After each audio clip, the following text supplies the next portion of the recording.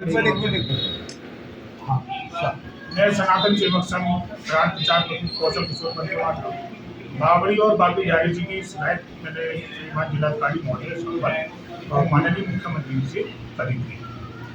तो हमें जैसे जैसे पता चलता गया कुछ वो बता रहे थे कि रानी सुरेंद्रवाला की है और 1870 की है, हमने भी ये बताई थी। लेकिन त्यों त्यों बाबरी अंदर खुद रही है, उसके गर्भ में हमें जाने से पता चला और हमने इस बाबरी की खोज भी करी लोगों से पूछकर और जो पुराने बुजुर्ग हैं कुछ किताबों के माध्यम से।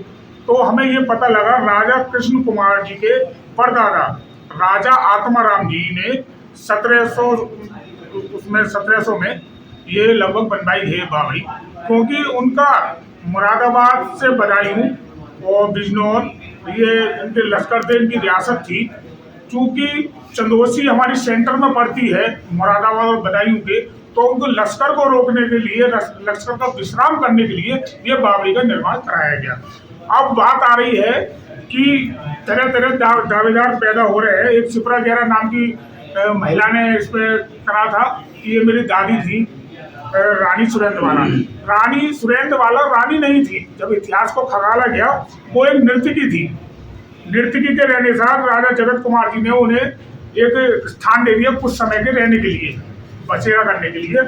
लेकिन उनके साथ जो नर्तकी दूसरी रामकली और चंद्रवती आई थी, तो उनकी शादी ताराचंद मल्होत्रा जो साइकिल से कपड़ों की फेरी करते थे वो उनसे हुई थी। उनके बेटे हुए चमनलाल मल्होत्रा, विष्णु कुमार मल्होत्रा और फिर लल्ला बाबू, जो फर्जी तरीके से उस कोठी में जो राजा कृष्ण कुमार का निवास था उस पर काबिज हो गए थे। उनकी 5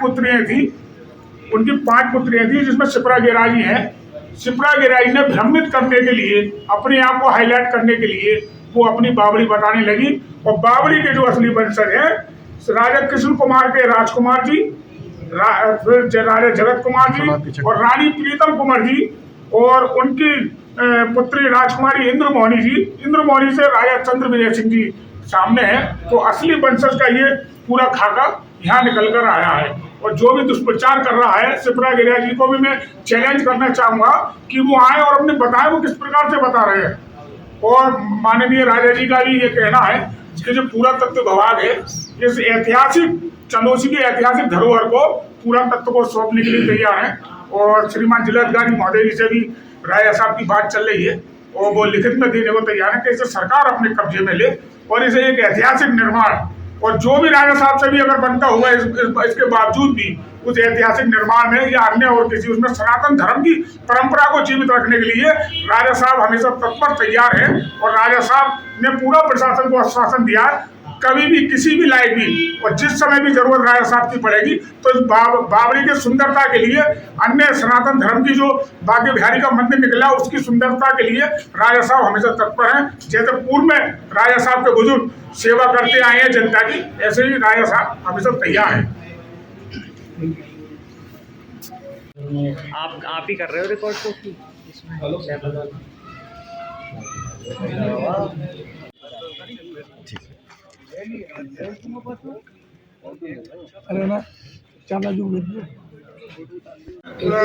जिस समय मूर्ति अन्य शिवलिंग वगैरह तोड़े गए थे तो वो बिहारी जी की मूर्ति जो ट्रस्ट बना रखा था उन लोगों ने, वो शायद अपने साथ ले गए हैं उस विग्रह को, केवल मूर्ति वो जिसकी पूजा अर्चना कर रहे हैं अपने घर पर। जो मूर्तियां हैं क्या उन्हें स्थापित किया जाएगा या नए सिरे से? साहित्य में तो उसमें नए सिरे से भी होना चाहिए। और देखिए जो भव्य रूप आ सकता है बागे बिहारी मंदिर का, वो भव्य रूप हम लाने की कोशिश करेंगे, क्योंकि हिंदुओं की ये आस्था का प्रश्न है। अपने प्राचीन मंदिर को पुनः और योगी जी समय सनातन संस्कृति को जीवित करने का प्रयास कर रहे हैं, तो हम चाहेंगे कि इसे भी सरकार अपने कब्जे। अभी पूर्व में भी मंदिर की संपत्ति को लेकर विवाद था, किसी ने पेड़ काटे थे, 2 लोगों के खिलाफ पुलिस ने एक्शन लिया था, जिसमें एक दावेदार है, दूसरा एक और दावेदार है। तो क्या कहना चाहेंगे इसमें? उसमें तो ये जो बिहारी जी के मंदिर पर जो दावेदारी कर रहे हैं उसमें अभिलेखों में राजस्व टीम गई थी, तो उसमें अभिलेखों में महादेव बिहारी जी के नाम से मंदिर अंकित है, किसी की जगह नहीं है। केयर टेकर उस समय जगदीश प्रसाद जी थे जिनकी मृत्यु हो गई है। तो जो 14 बीघा जमीन निकली है, हम तो सरकार से भी मांग कर रहे हैं और प्रशासन से भी मांग की है कि इस मंदिर को अपने कब्जे में लेकर, अपने संरक्षण में लेकर इस मंदिर को पुनः उद्धार करे और निर्माण करवाए और उस जगह पर जो लोगों के काम आ सके, जैसे कि अस्पताल और थाना भी वहाँ खुलना जरूरी है। बहुत बड़ा वहाँ पर थाना पुलिस सुरक्षा की दृष्टि से वहाँ खुल सकता है, क्योंकि जो सीकरीगेट इलाका, लक्ष्मणगढ़ इलाका है, वो पूरा मुस्लिम बस्तियों से घिरा हुआ है और वहाँ पे लगातार असामाजिक घटनाएं घटती रहती हैं अराजक तत्वों द्वारा। किस संबंध में प्रेस कॉन्फ्रेंस रखी है आपने?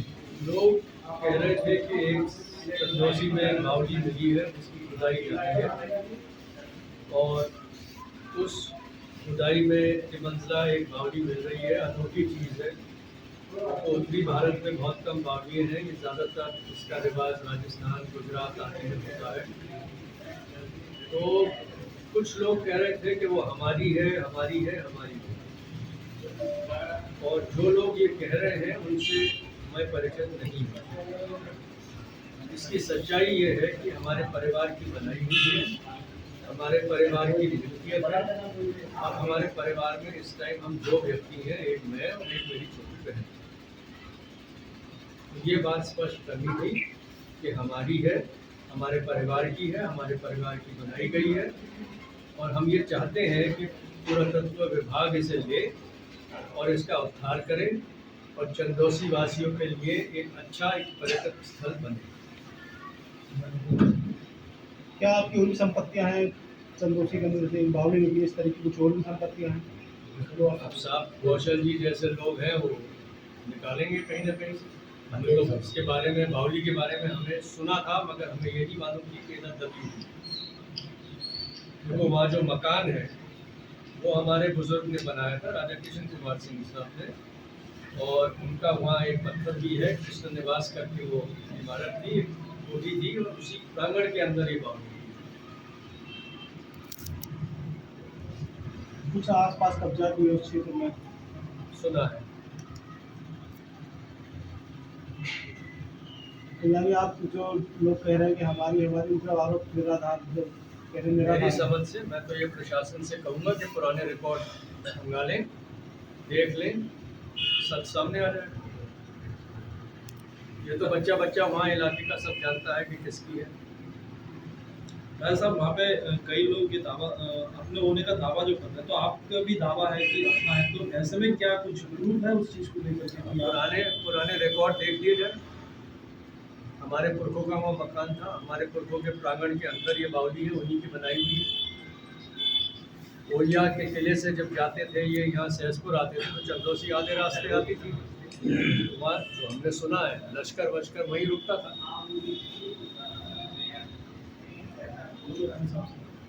कुछ और प्रमाण भी हैं आपके पास में? उसके बारे में मैं बताऊंगा। वो भी है हमारे के नाम। सही समय पे लगाना, पता लगाना। हमारी पूजों की जमीन है, जिसमें हमने लगाए हैं, तिल्ली बनाई है, गन्ने की खेती होती थी, उस विषय में आप क्या? बिल्कुल ये बिल्कुल गलत है इनका सिपरा की बात। जैसे कि मैंने बताया कि यहाँ राजा साहब एक कोकला बाई को लाए थे, फिर उनसे ये पुत्र हुए, वो अलग हट गए, और उनके पुत्रों को भी ब्रिटिश सरकार में उनके पुत्र थे एक लक्ष्मी नारायण जी, ICS करे हुए थे, आज का IPS। तो उन्होंने ब्रिटिश सरकार से ये कहा था कि हमें प्रशासनिक पद दे दिया जाए। ब्रिटिश सरकार ने आप अपना बायोडाटा दे दीजिए, लेकिन उनके पिता के नाम पर उनके जो संरक्षिका लिखी थी कोकलाबाई मिश्रानी करके लिखा था। तो उस समय भी ब्रिटिश सरकार ने उन्हें अवैध संतान घोषित किया था, तो लेकिन किसी प्रशासनिक पद पर नहीं रखा। और उसके बाद उन्हें जो है बाल कल्याण विभाग में छोटा सी कोई नौकरी वगैरह दे दी थी।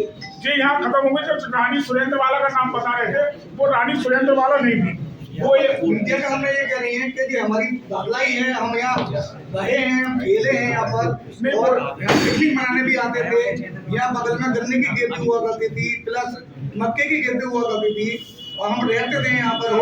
जो राजा कृष्ण कुमार की कोठी था हमारे कृष्ण निवास, आज भी आप देख सकते हैं, इन लोगों ने अवैध कब्जा कर यहाँ पे। जो नर्तकी थी रानी सुरेंद्र वाला नहीं थी, वो नर्तकी थी रानी। इन लोगों ने नाम उसका कब्जा कर दिया और केवल उन्हें रहने के लिए जगह दी गई थी कुछ समय के लिए।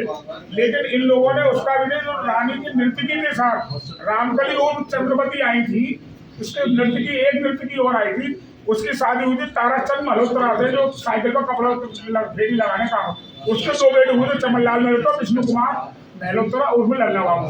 उन्होंने ये जमीन इसलिए मतलब कूटनीति साजिश से उन्होंने सुरेंद्र वाला को ये बता दिया कि सुरेंद्र वाला ने मुझे दत्तक पुत्र घोषित किया है, तो इस वजह से इन लोगों ने फर्जी तरीके से बेनामे कर दिए। और अब हम उसको भी खंगाल रहे हैं, जो लोग फर्जी पर राजा साहब की भूमि पर जिन्होंने अवैध कब्जा कर रखा है, हम उन्हें हटाने का शासन प्रशासन से मिलकर अपने एक्चुअल डॉक्यूमेंट रखकर हम उसे खाली करवाने का प्रयास भी करेंगे।